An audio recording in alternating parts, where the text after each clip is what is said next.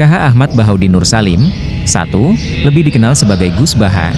2. Lahir 29 September 1970, merupakan penceramah yang berasal dari Rembang.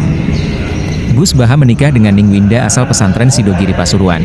3. Ia dikenal sebagai salah satu ulama ahli tafsir yang memiliki pengetahuan mendalam seputar Al-Quran. Ia merupakan salah satu murid dari ulama karismatik, Kiai Maimun Zubair.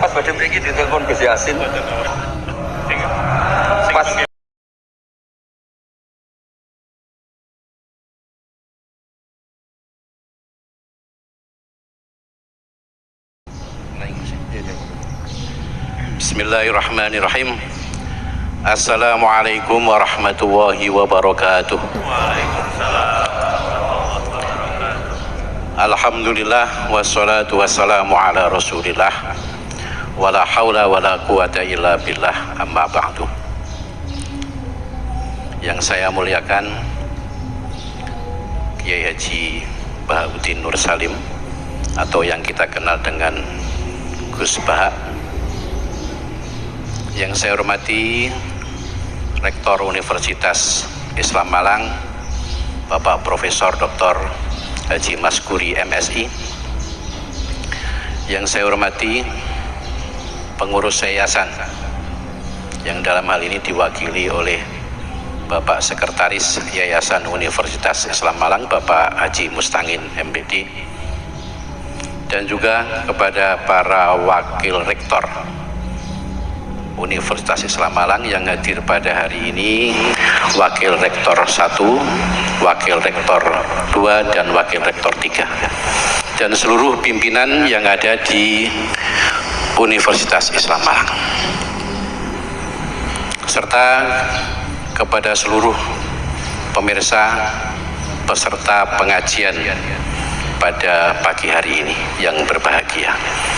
Alhamdulillah, atas perkenan Allah Subhanahu wa Ta'ala, kita semuanya bisa bermuajahah, baik secara mubasyarah langsung ataupun secara online, dalam rangka ngaji kebangsaan dengan tema sebagaimana yang sudah tertulis.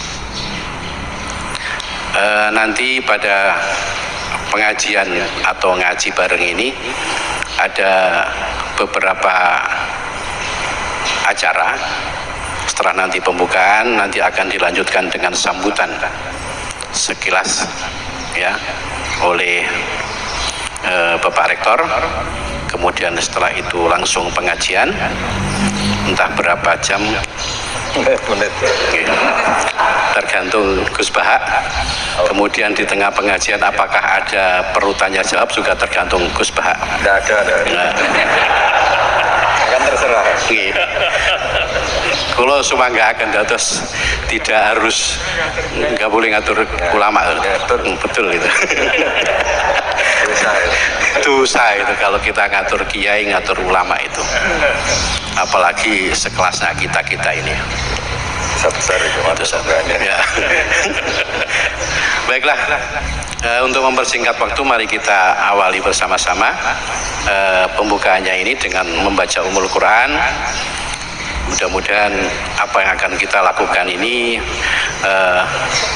diberikan manfaat dan barokah oleh Allah Subhanahu wa Ta'ala.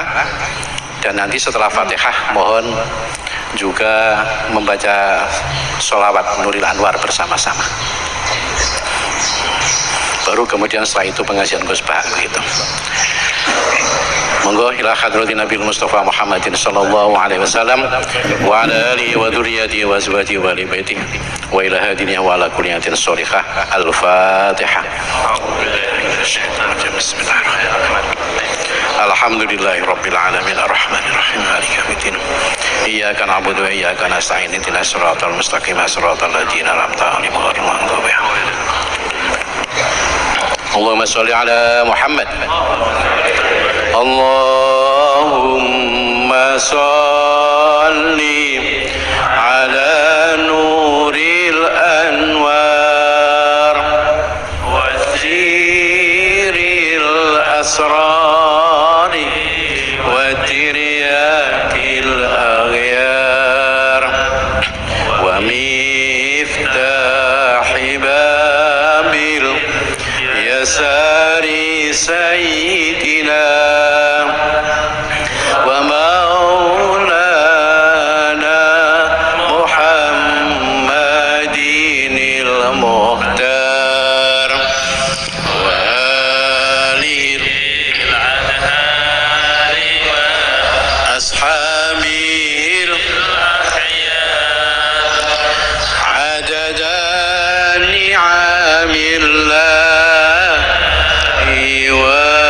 وإفضاله عدد نعم الله وإفضاله. Selanjutnya kami persilakan kepada Bapak Rektor untuk menyampaikan sambutannya. Monggo. Assalamualaikum warahmatullahi wabarakatuh.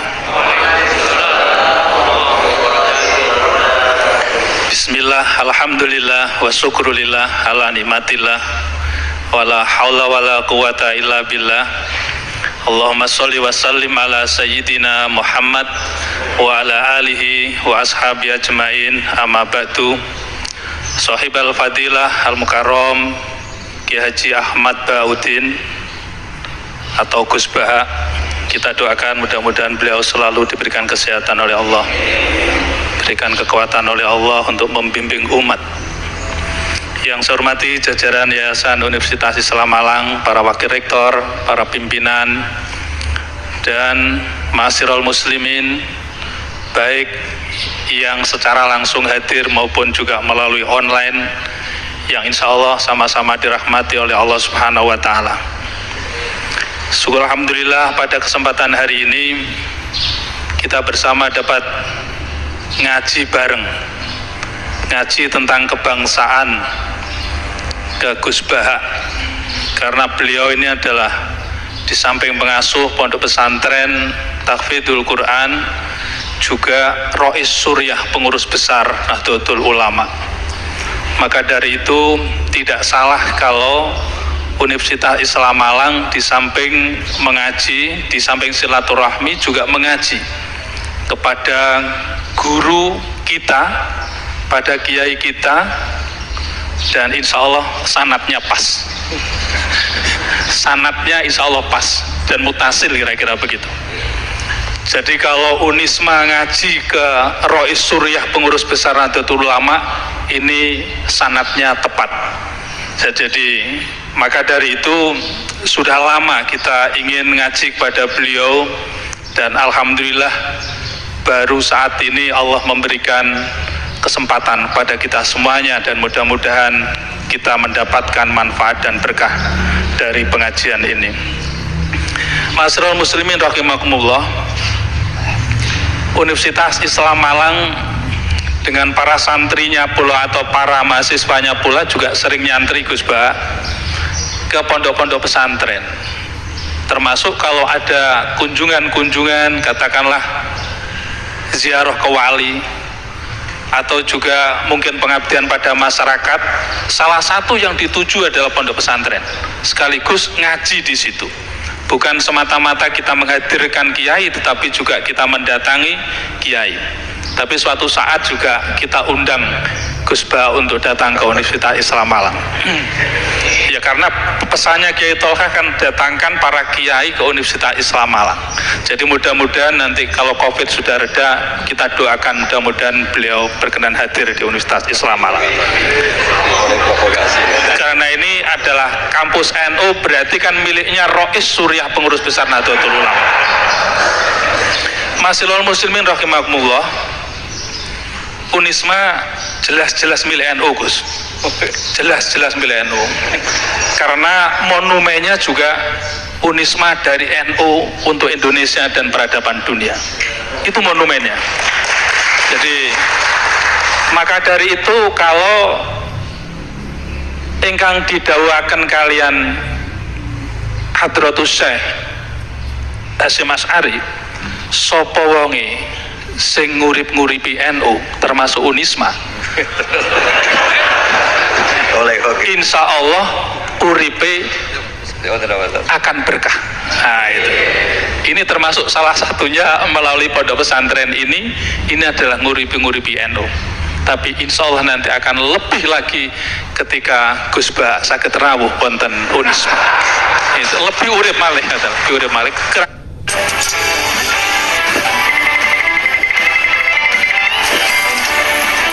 Keranten apa? Muslimat, fatayat, pengurus NU ketika mendapatkan edaran meme ini, Pak Rektor, apakah datang ke Unisma Gus Bah?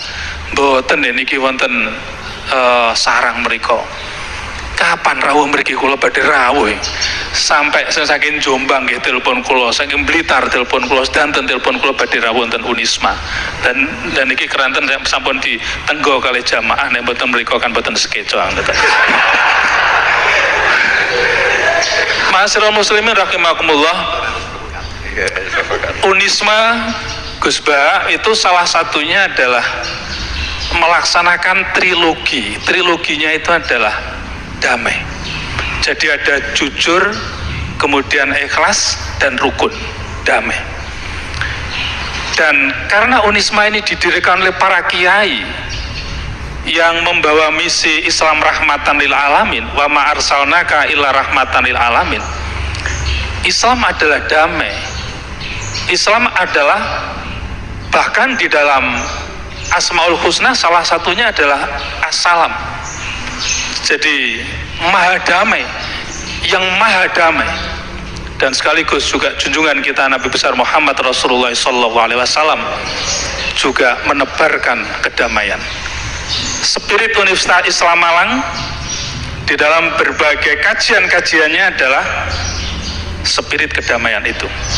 Pertanian juga membawa spirit perdamaian, peternakan membawa spirit perdamaian, hukum membawa spirit perdamaian, kedokteran membawa spirit kedamaian, dan berbagai macam program studi adalah membawa spirit kedamaian dan kedamaian itu. Insya Allah sejuk kalau sudah masuk di Universitas Islam Malang, dan nanti akan dirasakan oleh Gus Ba ketika nanti pandemi Covid masuk di Unisma, insya Allah akan lebih sejuk lagi. Itu. Ya terus terang, karena orang nomor 1 di Indonesia sudah masuk ke Unisma itu kemudian merasakan Unisma adalah mengibarkan dan mengembangkan Islam wasatiyah, dan ini adalah warisan para ulama, ini adalah warisan para kiai, dan ini adalah warisan para pendiri Indonesia, dan itu harus dijunjung tinggi di Universitas Islam Malang. Maka kita akan mendengarkan dari pengajian yang nanti akan disampaikan oleh Gus Ba, dan ini semua Gus, ini adalah pimpinan-pimpinan di lingkungan Unisma. Saya bawa semua ke sini. Jadi mulai dari wakil rektor, pengurus yayasan, sekretaris pengurus yayasan Pak Dr. Mustangin, dan pengurus yayasan banyak sekali.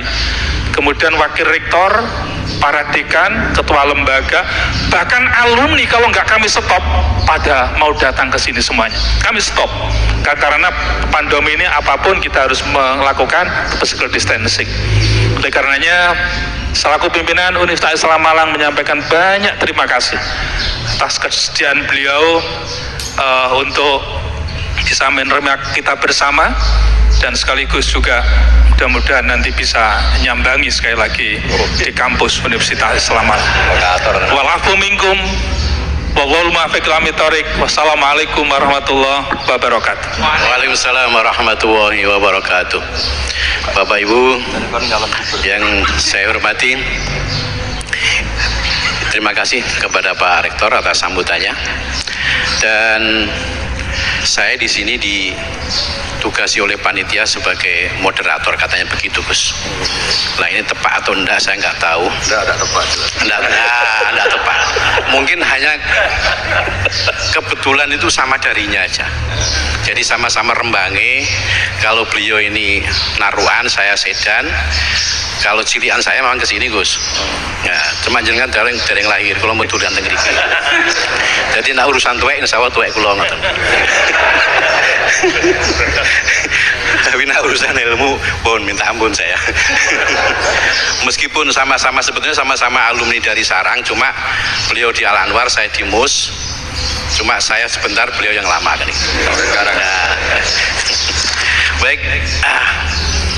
Bapak Ibu yang saya hormati, nuwun sewu, tema yang tertulis ini juga tidak niat untuk ngatur ulama gitu.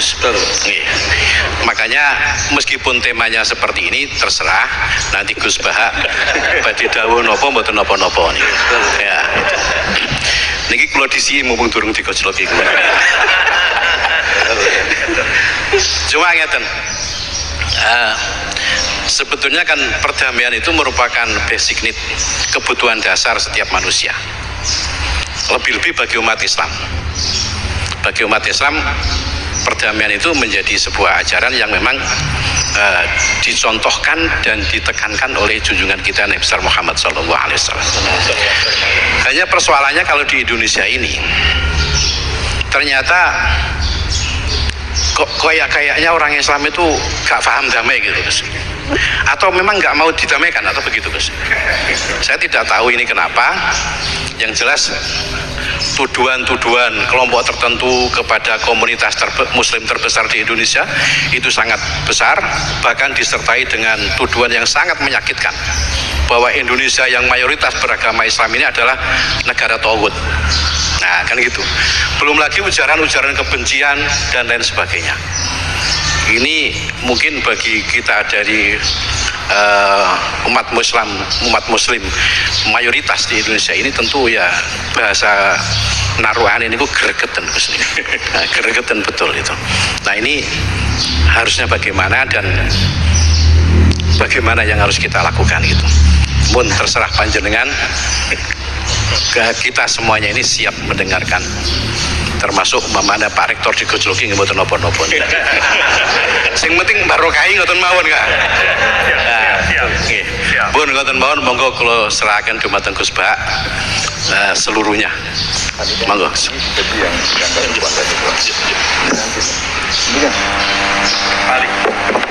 Buatnya sentuh mriki berapa juga?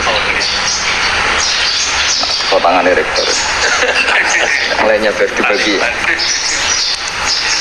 Dibagi yang Nih, pimpinan-pimpinan. Kak provokator nih. Assalamualaikum warahmatullahi wabarakatuh. Bismillahirrahmanirrahim. Rabbi shrah li sadri wa yassir li amri wa hlul 'uqdatam min lisani. Allahumma shalli wa sallim ala sayyidina Maulana Muhammadin wa ala alihi wa sahbihi ajmain. Amma ba'du. Ini yang saya hormati pertama, pengatur saya ini Profesor Dr. Haji Maskuri. Yang cara ngomong tidak kayak profesor, tapi kayak jurkam. Jadi kalau ciri utama akademisi itu kalau ngomong itu teduh, datar, runtut, sehingga memaksa orang lain itu menerima karena runtutan logika yang terbangun. Nah, kalau ini enggak, pokoknya kasar gitu pokoknya orang. Ini agak lazim, agak dalam dunia ilmu. Semua wakil rektor, semua yang hadir yang saya hormati, saya seperti yang dikatakan moderator Bapak Anwar, bahwa memang saya tidak boleh terikat sama yang di belakang ini, karena ini kayak apa ya, ada satu madhab yang anak-anak Unisma semuanya harus tahu, teman-teman di Unisma, menjelaskan itu tidak lebih baik. Jadi karena seakan-akan belum melakukan. Indonesia itu dulu kedatangan Islam itu tidak pernah dipertentangkan antara Islam dan negara, sehingga diskusi itu sudah salah, karena para wali itu tidak pernah mempertentangkan Islam dan keindonesiaan atau kebinekaan. Satu, bahwa para wali itu misinya dakwah. Di mana-mana dakwah itu pasti ketemu yang berbeda, mulai beda agama, beda pilihan madhab, beda tradisi, beda kultur. Jadi itu tidak perlu dipertentangkan, tapi malah itu jadi lahan dakwah. Sehingga kita ini kalau diminta diskusi hubungan negara dan agama malah bingung, memangnya kenapa? Itu seperti dulu zaman P4, saya punya kawan di Jogja, teman saya nulis tafsir Profesor Zaini, itu pernah zaman Pak Harto disuruh sosialisasi P4 di Papua.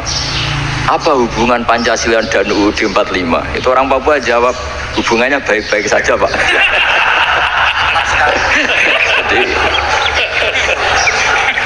yang unik tuh ketika disuruh baca Pancasila, 1 Pancasila, 2 ketuhanan yang Maha Esa. Nah, akhirnya 6 kan? Kenapa Pancasila jadi 6? Yang unik itu ketika ditanya, ini saya melihat langsung di TV 7 itu, Indonesiaku itu. Ada anak-anak kecil ditanya, bendera ini milik siapa? Bendera merah putih itu. Jawabannya apa? Milik sekolahan Pak. Karena memang milik sekolah. Itu yang tanya itu kaget. Milik sekolahan Pak. Nah, tentang tema ini mohon dibaca ini langsung start ya, langsung serius karena tadi sudah kayak jurkam tadi, ini yang langsung khas ilmuwan. Ini sebagai penghormatan saya pada Yunisma, ini khas keilmuan. Imam Zuhri adalah gurunya Imam Malik. Ya, saya ulang lagi ya, Imam Zuhri adalah gurunya Imam Malik. Halaman 29. Ini langsung start saya baca halaman 29. Ini terutama yang para punggawa-punggawa ini saya baca ya. Ini teks tidak ada yang saya rubah, memang persis seperti ini. Bismillahirrahmanirrahim. Yaqulu Zuhri, ini gurunya Imam Malik. Fama futiha fil islami fathun qablahu kana a'zama minhu. Innama kanal qitalu haitsul taqon nasu. Falam makanatil hudnatu wa wadu'atil harbu amanan nasu ba'duhum ba'do wal taqaw fatafawadu fil hadits wal munaza'ah falam yaklim ahadun bil islami ya'qilu syai'an illa dakhula fihi walaqad dakhalataini kasanaten mithlu mangkana fil islam qabla dzalika wa aktsar. Terus ini ngomongnya harus santai, nggak boleh provokatif. Begini, kita tahu dalam perdamaian Hudaybiyah itu poin-poinnya itu semuanya merugikan Islam. Di antaranya adalah jika yang Islam masuk kafir harus dibiarkan karena berarti masuk ke habitat asli. Karena Nabi sebelum jadi Nabi komunitas pokok itu kafir, sehingga kalau Islam masuk kafir kembali ke habitat. Tapi kalau Islam masuk kafir, kafir masuk Islam itu harus dikembalikan karena dianggap bid'ah. Maka kalau kamu dituduh bid'ah itu tenang saja dulu. Nabi itu ya dituduh ji'ta bidinin muhdas, kamu datang dengan agama yang baru. Cuma agak diteruskan wa kullu muhdatsatin bid'ah wa kullu bid'atin dalalah. Jadi orang-orang kafir dulu kalau ngomentari Nabi ya ji'ta bidinin muhdas, kamu datang dengan agama yang apa? Baru. Nabi nurut. Semua perjanjian yang merugikan Islam itu Nabi nurut. Tapi Nabi hanya minta satu hal, jangan ada perang 10 tahun. Dan orang boleh seminar, boleh diskusi tentang Islam. Jadi dengerin betul ini. Jadi saya tidak akan provokasi juga. Nanti bisa dipakai disertasi doktor. Tapi saya minta orang boleh diskusi, boleh seminar tentang Islam. Akhirnya saat itu juga ada orang yang masuk Islam. Di depan tulisan itu belum kering istilahnya. Datang ke situ namanya Abu Jandal bin Suhail bin Amr. Itu datang ke Nabi, ya Rasulullah saya ini mau masuk Islam. Kata orang-orang kafir, ini pertama Muhammad, kamu komitmen enggak sama perjanjian? Kalau kamu komitmen harus kamu kembalikan. Nabi bilang, ya Abu Jandal kamu kembali ke mereka, ke habitat mereka, yaitu menjadi kafir, di komunitas kafir maksudnya. Akhirnya nangis. Sayyidina Umar itu mendekati Abu Jandal, kemudian memberi isyarat supaya ngambil pedangnya. Jadi syaratnya wong ini baca ora wis. Maksudnya orang-orang kafir. Tapi Abu Jandal nggak mau. Singkat cerita akhirnya kembali ke komunitas kafir. Tapi yang dikatakan Imam Zuhri cara analisis ini nggak bisa pakai provokatif, harus pakai analisis. Innama kanal kita lu haitsul takon nasu. Yang namanya perang itu menjadikan orang tidak berpikir jernih. Ini poin yang diambil oleh Rasulullah. Kalau dibahasakan Nabi curi kesempatan, masuk Nabi dikatakan mencuri, meskipun itu hanya bahasa ya. Nggak mungkin lah kita bahasakan seperti itu. Saya ulang lagi ya. Kenapa ada perang berkesinambungan sampai tahun ke-8 Hijriah? Mulai tahun kedua ada perang Badar sampai tahun 8 Hijriah itu perang terus. Nabi sama orang kafir perang terus. Akibatnya apa Pak Profesor? Namanya perang itu ya nggak kau bermikir. Pokoknya agar ketemu Islam perang, Islam ketemu kafir perang, nggak kau bermikir. Padahal Islam itu bisa diterima oleh akal sehat, harus lewat diskusi, lewat pengamatan, lewat pemikiran, lewat pengendapan berpikir. Makanya Nabi tahu ini masalah besar. Kalau orang perang terus, itu gak kober mikir Islam, gak sempat diskusi tentang Islam. Makanya Nabi hanya minta satu poin. Oke, perjanjian ini satu rutin semua, tapi saya minta orang kafir semuanya boleh mendiskusikan Islam, boleh seminar tentang Islam. Mereka bilang iya, pada pikiran mereka kan diskusi paling piye. Ternyata betul, ada diskusi. Terus temanya gini, kira-kira bener di Muhammad sampai Abu Jahal. Terus Tuhan Muhammad sama Tuhan Abu Jahal itu keren mana? Diskusi. Tuhan Muhammad itu khaliqus samawati wal ardi, yang menciptakan langit bumi. Sebagaimana kampanyenya Muhammad. Ya mereka masih jangkar bilang Muhammad. Kalau Tuhan kita, ya berhala itu yang kita bikin, yang kadang rusak, yang kadang kudanan, terus lumutan, pokoknya terus diskusi. Kita kok bener pengirannya Muhammad. Terus Muhammad Abu Jahal. Mulai dhisik Muhammad itu ratau bodoh nih. Mulai dulu Muhammad tuh gak pernah bohong. Abu Jahal, waduh, wis bodoh nih ngongkonan. Wis ribet kan? Dan semua diskusi itu mengarah ke kebenaran Islam. Wah, akhirnya ngomong kafir sing tokoh-tokohnya coro Jawa yuk. Wah, semane jebule masalah ini kan. Artinya gini, kalau kita ingin Indonesia damai, sebenarnya yang untung itu Islam. Karena Tuhan yang menciptakan langit dan bumi tentu gak akan diperbandingkan atau akan dikalahkan oleh Tuhan yang lahirnya saja sudah di bumi. Misalnya kita menjual Tuhan Allah, siapa itu yang menciptakan langit bumi, yang ada sebelum langit bumi, bandingkan dengan Tuhan yang lahirnya di bumi, ada tanggal lahirnya, ada aktenya, kan sudah ribet kan. Begitu juga kalau memperbandingkan tokoh, Muhammad itu siapa?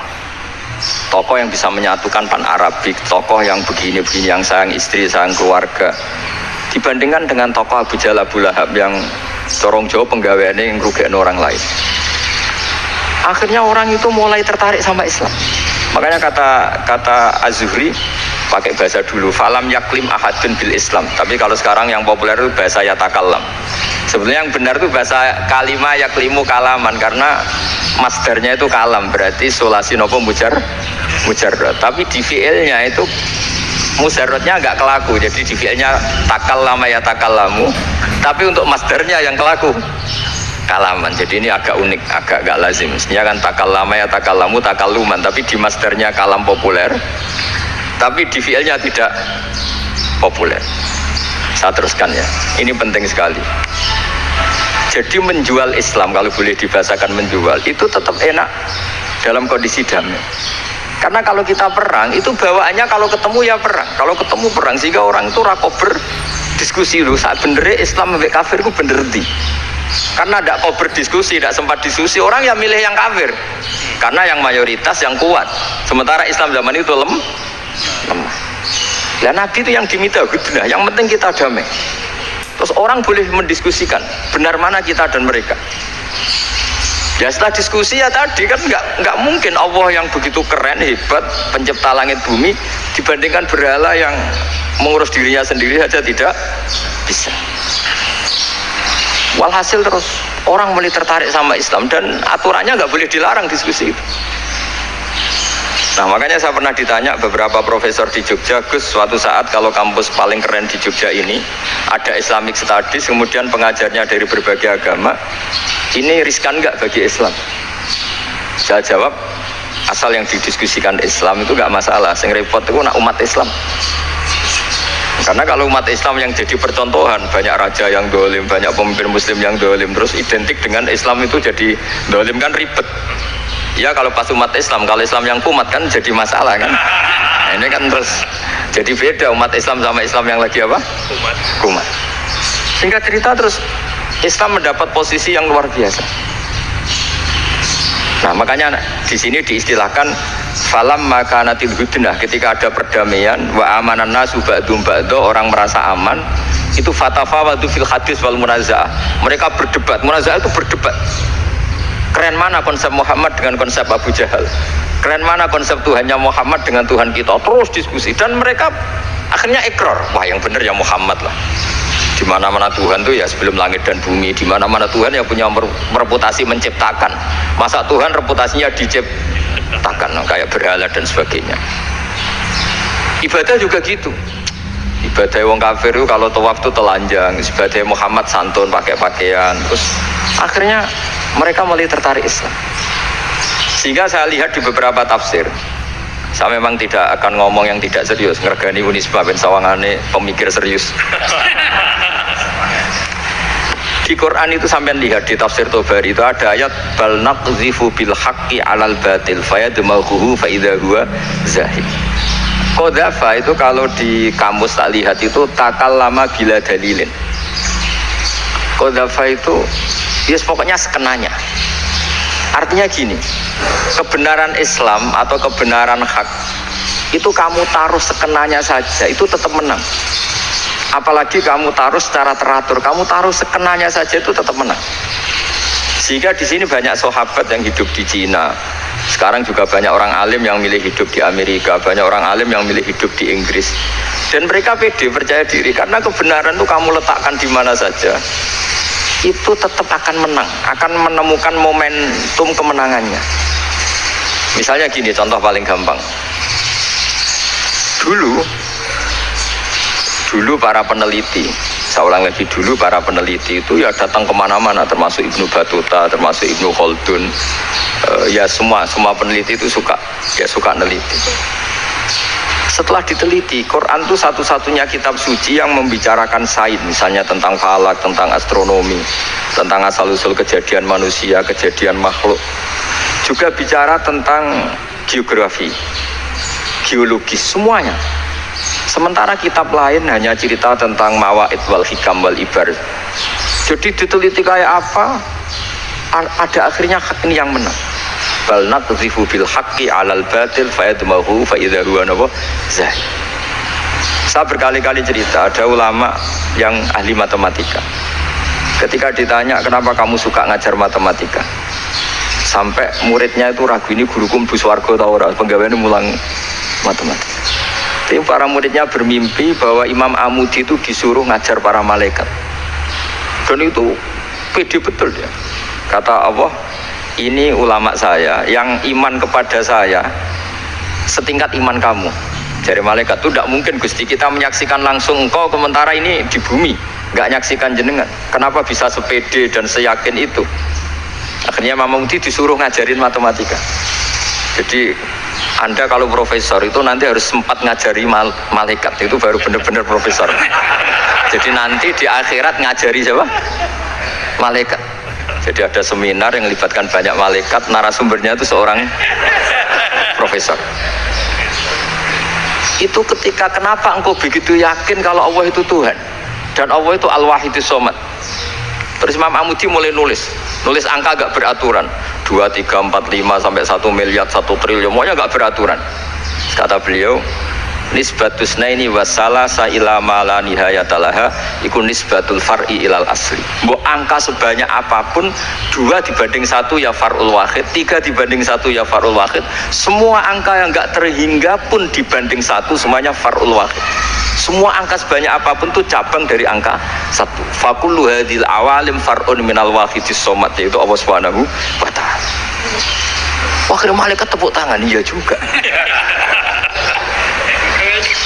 Jadi begitu juga ada ulama itu ahli gambar. Saya dulu ngaji sama Mbah Mun Al-Husunul Hamidiyah, itu kitabnya itu banyak gambarnya.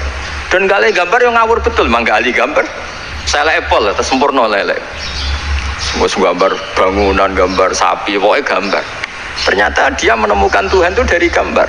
Gambar serapi ini atau seruwet ini sama. Gambar rapi sama ruwet itu sama kalau dalam pandangan tauhid. Dimulai minan nuqtah al-wahidah. Kowe cek gambar sing rapi, sing indah, cek gambarmu elek, dimulai dari 1 titik. Dan titik ini nuqtatil wujud, yaitu Allah Subhanahu wa ta'ala. Jadi nak cara ahli tauhid gak penting gambarnya api, menang lomba atau ora penting. Butuhe hadis surah ini gambar baik yang rapi maupun ndak adalah min nuqtah dari 1 titik.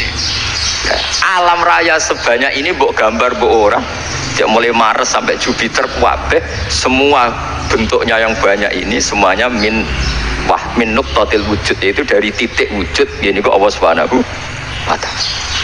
Di sini hebatnya ulama-ulama, mbok dia pengajar matematika, mbok pengajar gambar, semuanya dipakai perangkat untuk tauhid.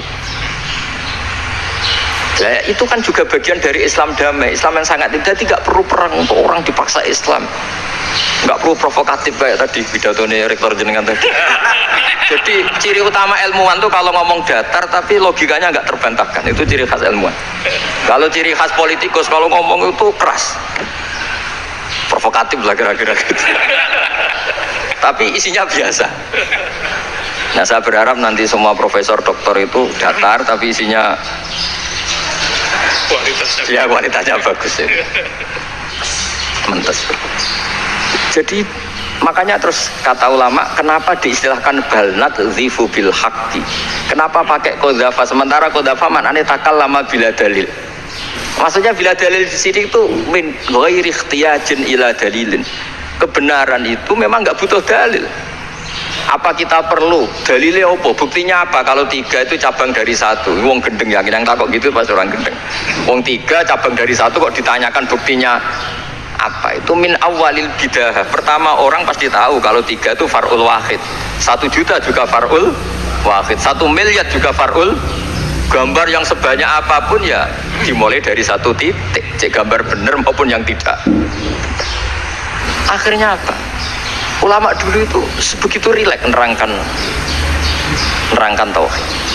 Lalu kenapa asma ini yang ya ini kan khas NU ya, khas pesantren. Sebenarnya saya keberatan pakai istilah khas NU, pakai khas pesantren karena NU itu anaknya pesantren, jangan dibalik pesantren anaknya NU karena sebelum ada NU itu ada pesantren. Tapi kayaknya Unisma lebih suka pakai bahasa NU dan saya ya agak orderan yang terpaksa disuruh ngomong. Ini agak kacau sebetulnya ini agak kacau. Jadi NU itu sama pesantren itu tua pesantren. Jadi NU dilahirkan pesantren bukan dibalik pesantren dilahirkan NU. Sehingga barokahnya didirikan pesantren ini kadang nyuwun sewu sekali berbahasim itu kadang ide besar beliau itu ora dituruti wong NU. Jadi Mbah Hasim cara kula kok dadi Mbah Hasim ya mangkel. Mbah Hasim itu ngarang meno kentong. Nggih ngarang meno beduk, tapi NU nganggo kentong. Beduk. Dan uniknya Mbah Hasim enggak tersinggung. Karena ciri khas pesantren itu membolehkan perbedaan apa? Pendapat. Itu masyhur khilafnya Mbah Hasim sama Bapak Kemas Kumambang itu sampai dikitabkan. Saling ngeritik, saling macam-macam lah. Jadi cara berpikir Mbah Hasim ketika Nabi rembukan, ini gimana ya cara menentukan waktu sholat ya pakai kentong ya Rasulullah, ya kalin Nasoro itu untuk orang Nasrani, ya pakai buk itu trompet, ya kalil Yahudi itu untuk orang Yahudi. Terus, ada yang lagi pakai api ya Rasulullah, ya kalil Majusi itu orang Majusi. Setelah itu ada orang datang lari-lari cerita mimpi azan tadi, ya itu terus dipakai sarana pemanggilan sholat ya azan itu, sehingga Mbah Hasim menolak kentong karena mantas sababi qaumin bahwa beliau keras sekali sampai bilang haram. Beliau judulnya ya haram, al jasus antakrimin nakus. Setelah naskah itu sampai ke Mbah Fakih Mas Kumambang di Gresik situ, di daerah Dukun situ. Dulu nggak ada WA ya, jadi sampainya ya lama. Makanya saya sampai sekarang nggak punya WA karena ya saya ulama kan, kalau WA-an terus ya jadi ulama. Gak jadi ulama main WA-an terus itu. Nah itu termasuk rektor gak kau berpikir itu mesti kebanyakan WA. Karena kan otaknya didikte oleh sesuatu yang masuk. Sesuatu yang dilihat itu kan pasti mendikte kita. Beda kalau yang enggak WA-an kan mikir apa kita yang menentukan. Kalau WA-an kan kita ditentukan. Mau mikir anaknya butuh apa gara-gara WA informasi Jakarta mikir Jakarta. Ada cara kewajiban ngapain kamu orang Malang mikir Jakarta. Gara-gara WA mikir Jakarta belum selesai ada berita di Sulawesi, mikir Sulawesi. Habis itu mikir NTT. Makanya semua orang sekarang merasa tokoh nasional gara-gara informasi yang masuk itu nasional. Jadi Mas Yo RT yang mikir gimana Gus Indonesia. Ada RT sampai lupa kalau dia itu RT. Jadi semua orang sekarang merasa tokoh nasional. Dan itu gara-gara apa coba? Akhirnya semua orang juga punya ide tentang nasional. Harusnya negara itu gini-gini. Jebule wonge sing duwe ikon itu sapa? RT. Ribet kan? Saya teruskan. Setelah naskah itu sampai ke Kiai Fakih Mas Kumambang, beliau itu marah besar. Ini harus dilawan, dan saya bukan karena benci Mbak Hasim. Beliau teman saya ketika ngaji Kiai Mahfud di Mekah. Jadi Mbak Fakih dan Kiai Hasim itu teman ketika ngaji di Mekah.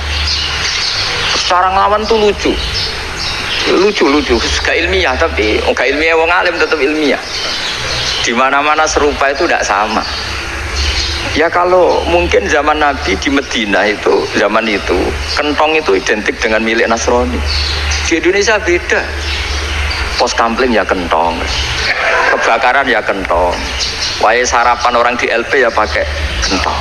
Jadi tidak ada jaminan kalau kentongan itu identik dengan Nasrani. Lalu haramnya di mana? Yang di mana-mana tasabuh itu identik. Ini tidak identik. Mulai masalah kan? Mulai masalah. Jadi beliau kayak judul Hazruus. Hazruus itu kepala bergeleng-geleng. Sekarangan kok ngene. Jadi sekarangan kok provokatif gitu. Nah, dan itu Mbah Hasim ya hormat Mbah Fakih ya hormat Mbah Hasim. Saya sendiri secara pribadi itu lebih suka pendapat Mbah Hasim sebetulnya. Karena bagi saya sholat itu sakral. Ya sudahlah, kalau sakral ya dipanggil dengan sesuatu yang sakral, yaitu kalimat thayyibah adzan. Tapi saya tidak akan bilang kalau kentongan itu haram. Karena kalau haram alasannya mirip orang Nasrani. Sementara pos kampling ya pakai kentong, ada banjir ya kentong, ada kebakaran ya kentong. Jadi tidak identik untuk misa atau untuk sholat ala Nasrani. Tapi itu dulu ya rileks saja. Dua beliau itu ya saling menghormati, padahal saling kritik. Dan dulu ulama yang beda madhab itu ya saling menghormati. Imam Syafi'i itu kalau sholat di kawasan Masjid Abi Hanifah ya tidak kunut. Ketika ditanya kenapa kamu tidak kunut, sementara engkau berpendapat kunut itu sunat, ikroman di hadal madhab, saya sangat menghormati madhab. Imam Ahmad bin Hanbal itu berpendapat kalau orang pakai bekam, pakai iftisot atau hijamah itu batal sholatnya. Sementara Imam Syafi'i mengatakan tidak batal apa sholatnya atau wudunya tidak batal. Tapi Imam Ahmad itu ditanya, apa kamu makmum Syafi'i? Bagaimana mungkin saya tidak makmum sama wali kutub seperti Imam Syafi'i? Padahal menurut keyakinan Imam Ahmad ini sholatnya batal. Ini habis ikhtiqam udah wudu. Tapi tetap saja beliau, karena perbedaan pendapat di furu itu lazim. Ya orang boleh berdebat lah. Ketika Unisma datangkan saya, itu saking senengnya kiai, apa saking sombongnya sampai ngatur kiai, kan nggak pernah bisa diperdebatkan. Itu kan orang boleh debat kan. Itu saking angkuhnya apa saking senengnya, kan nggak jelas kan. Kan dan orang boleh setuju pendapat saya, yaitu ngatur kiai itu haram. Setuju juga Pak Rektor, ekspresi mahabbah itu ya macam-macam. Dulu sahabat ya gitu, sahabat itu ada yang nggak kenal wajahnya Nabi sama sekali sampai akhir hayatnya. Ketika ditanya, loh kamu itu sahabat kok nggak tahu wajahnya Nabi? Saya tidak pernah berani memandang Nabi karena ijlalan terlalu menghormati saya sehingga tidak berani memandang wajahnya. Ada sahabat sing penggaweane dulu wajah Nabi sampai bisa nyifati alfiu faminunil hajib, sampai bisa nyifati detail karena dulu wajah Nabi itu ibadah.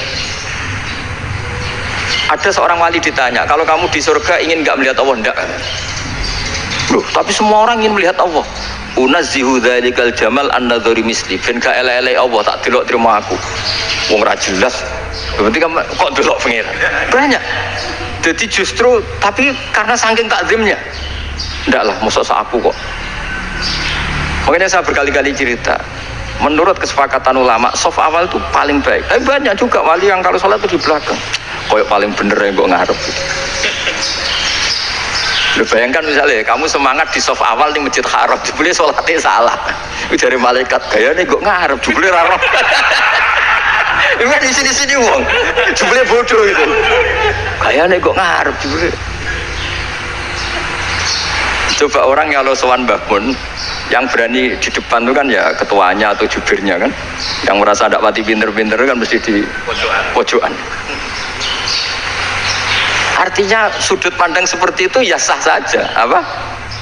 Sah saja. Makanya banyak sahabat yang jarang sowan Nabi, alasannya takut ganggu Nabi. Banyak yang sering sowan Nabi alasannya seneng Nabi, yang sowan ya seneng Nabi, yang nggak sowan alasannya seneng. Lu Nabi itu tokoh, punya keluarga, punya anak. Kalau saya sering sowan berarti sering ganggu. Yang sering sowan dia alasan ini khazanah kita harus istifadah. Jadi zaman dulu dia biasa, dua sahabat, yang satu milih mahabbah itu milih sering sowan, yang satu juga mahabbah milih tidak sering. Karena pertanyaannya bisa dibalik kan, sering sowan apa sering ganggu coba. Nabi Abedar, assalamualaikum. Nabi nimang cucunya, assalamualaikum. Ayo bener yang sowan apa bener yang enggak kalau seperti itu.